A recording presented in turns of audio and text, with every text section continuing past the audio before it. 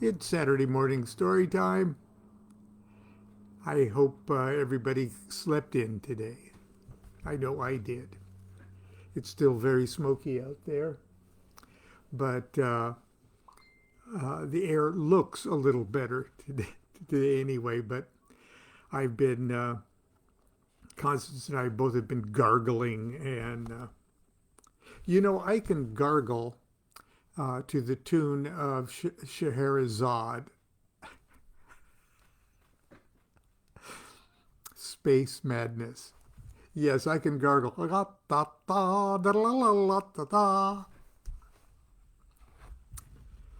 thought I would just share that with you this morning. Today we're going to pick it up. Remember that Jesus and his entourage just discovered that they're in terrible, immediate danger from reaction. They're in Jerusalem, but Jesus is going to have to hide out for a couple days at the home of Lazar's uh, sisters in Bethany, and we know, but Lazar doesn't know, or nobody but Jesus and Mary know that Jesus and Lazar's sister have already met at the brothel of in Sychar. That being said, Brother Apollonius has been sent ahead to make arrangements with Lazar's sisters, Martha and Mary, for them to stay there for a couple of days, which is making Jesus terribly uncomfortable to think about that. But anyway, I'd like to remind you that as much as possible and wherever possible, the settings for each of these scenes are drawn directly from the regular white bread gospels of Matthew, Mark, Luke, or John, and the dialogue and the situations and the scenarios are set up precisely the way they are told in the Gospels. I'm just showing how it could have happened in a different way. It starts off with an epigram from St. John 12, verse 3. A dinner was given in Jesus' honor. Martha served while Lazar was among those reclining at the table with him. Then Mary took a cruse containing pure and expensive nard, that's spikenard, and anointed the feet of Jesus, and wiped his feet with her hair. The house was filled with the fragrance of the perfume. Now, I don't know about you, but all my life I've wondered, what the hell was that story about? That's a wild story to wind up in in the New Testament. Why were they there? What the was that about? So let's see.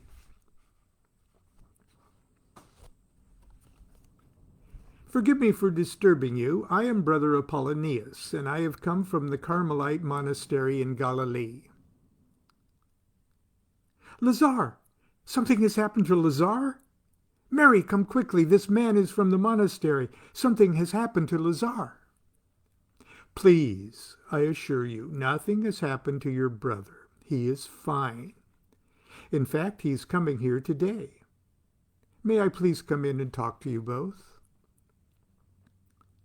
Martha cautiously opened the doors and admitted Brother Apollonius. The house was spacious, much larger than he had imagined. From the atrium, he could see that the dining room was especially well appointed for entertainment in the Roman style. Dominating the room was an enormous cedar table fashioned in the shape of an omega and surrounded by a dozen reclining couches. This will be a most suitable refuge, he thought. I apologize if I frightened you. Lazar is quite well. He is here in Jerusalem, and he asked me to come to you and announce that he will soon be here. Excuse me, sir, but why did he not simply come? Why did he send an angel? He will not be coming alone. He wanted you to be prepared for the arrival of a very special guest, a healer and holy man, Jesus, the son of Joseph, the great carpenter. Mary was stunned at the mention of his name. Her first thought was to run away. Her sister did not know that Jesus was their miraculous benefactor. How could she face him after Jacob's well? Would he recognize her? Did Lazar know? Would Jesus fear she might expose him? After his great kindness, she would not wish to make him uncomfortable. She wrung her hands beneath her apron and tried to listen to Brother Apollonius. That was not a signal to anybody. My nose actually itched. So no conspiracy buffs, please. I did not wish to alarm you, but I must tell you that the Master has enemies who seek his life in Jerusalem. We must soon return to Galilee, but first it's imperative that we find local shelter while we prepare security for the trip.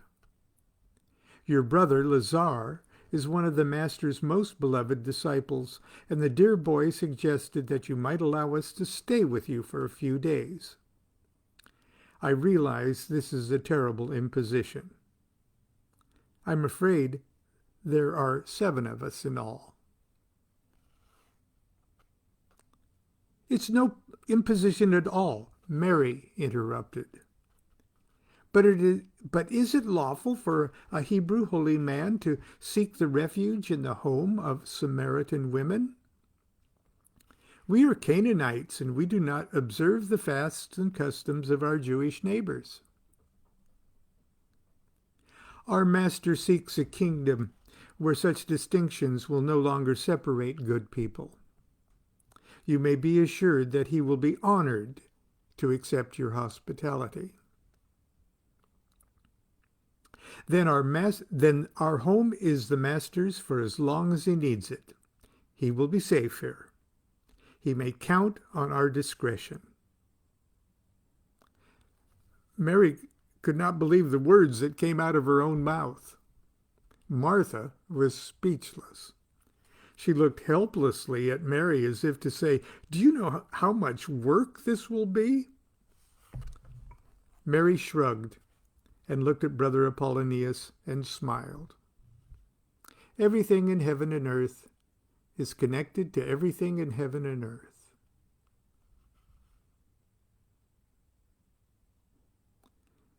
Brother Apollonius looked at her with curious wonderment. "A Samaritan adage," she told him. "Then we must get to work," Martha said. "My sister is right. It will be no imposition. Since her return, we have lacked for nothing. This will allow us to share our good fortune with our brother Lazar." "Until they arrive, is there anything I can do to help?" Brother Apollonius gallantly offered. "Indeed, yes," Martha promptly accepted, "in the kitchen." Much to Martha's disappointment, Mary excused herself, saying she needed to go to the marketplace to purchase additional delicacies. When she was gone, Martha laughed and confided to Brother Apollonius that her sister had always been a poor household helper. Within the hour, Jesus and the others arrived at the back door. Lazar made the introductions. Jesus looked nervously about until Martha informed them that Mary was out of the house. He then politely asked if there was a chamber where he could rest apart from the others. Indeed, yes, my Lord, and 4 more for your disciples. Lazar will show you. Do you remember where, dear? All of you, make yourselves comfortable. I will call you for the evening meal. Please relax and feel perfectly free to do whatever it is you Jews do. Mary spent the afternoon wandering aimlessly through the marketplace. At one point, she resolved not to return home and set out toward the home of her Jewish cousins in Jerusalem. Near the Mount of Olives, she was drawn to the shade of a street seer's awning. She dropped a coin in his hand. Tell me my fate. The old man placed his bony hand over his left eye and opened his right eye grotesquely wide. He licked his lips before speaking. While the king is at his table, my perfume spread its fragrance. What's that supposed to mean, old man? Song of Solomon, my lovely, the seer cackled lasciviously. And what king will you anoint tonight with your tattooed hands? I did not pay you to be leered at and insulted. No, my lovely, he licked his lips again. You asked your fate. He then held the coin obscenely to his nose, as if to drink the essence of her body that lingered upon it. Mary turned in disgust and hurried away, cursing the old lecher beneath her breath. As she continued toward Jerusalem, she was haunted by the seer's words. While the king was at his table, my perfume spread its fragrance. It was really quite remarkable that the old reprobate's vision would include a king at the table. Perhaps he had told her fate.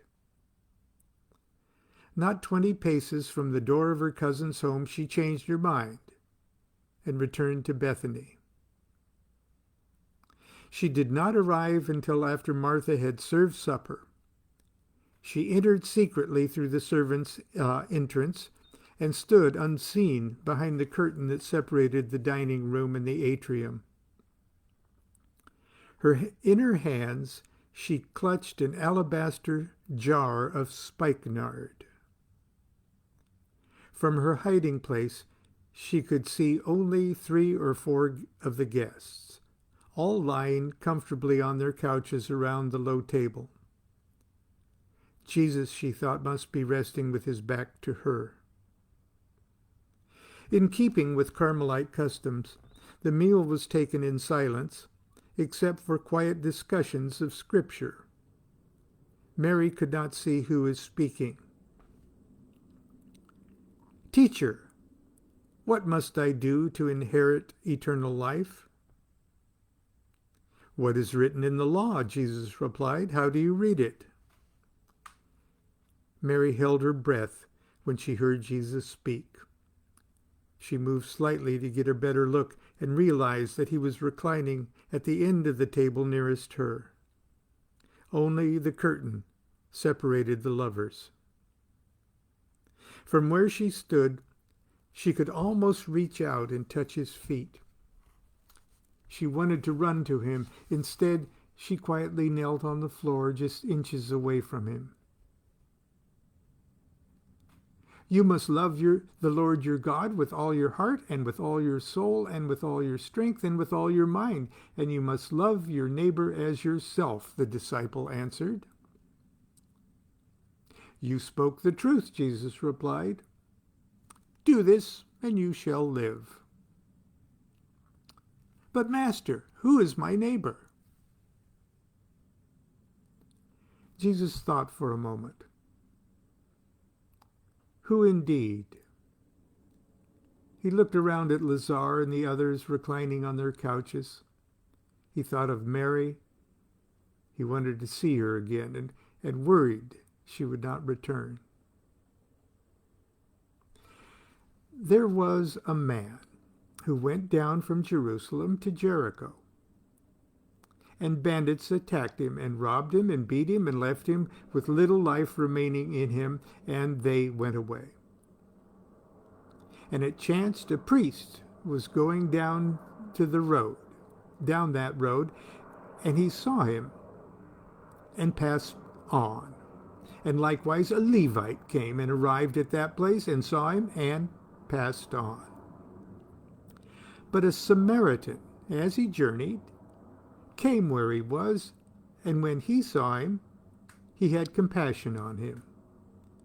And he came to him and bound up his wounds and poured on them wine and oil.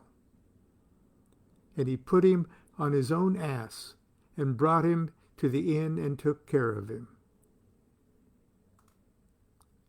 Mary began to weep, for she knew he spoke of the condition of his own soul at the well of Jacob's daughters.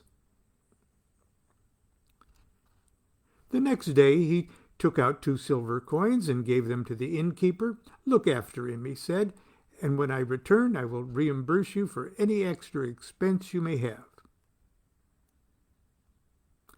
Which of these 3 do you think was a neighbor to the man who fell into the hands of bandits? "Why, the Samaritan, my lord." Hearing this, Mary's weeping became audible to all in the room. Jesus sat up and pulled back the atrium curtain to find her kneeling behind him. "Mary!" Lazar shouted. "Forgive me, my lord. This is my sister, Mary. Mary, what are you doing?"